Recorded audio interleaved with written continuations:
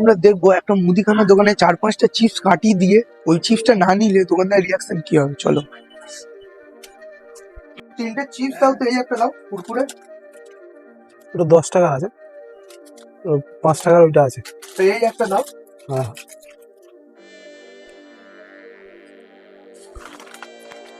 একটা না 3 একটা দাও এইটা।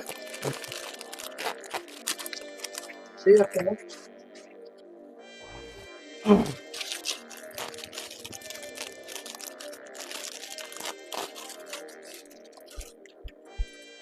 কত কি হয়েছে কাকু এই 3টে চিপস? 15 টাকা। বাড়িতে ফোন করছে, থাক ও আমি নেবো না। এ ভাই এই শোন, কি হয়েছে?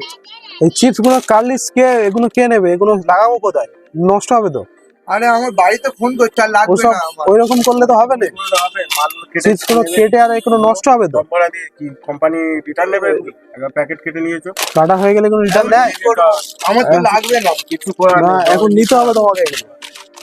এই দোকানদার কি করবে মালগুলো? চিপস গুলো তোমাকে নিতে হবে। টাকা মাল কেউ নিতে চাইবে না। ওরকম কোনো দোকানদারের সঙ্গে করবে না।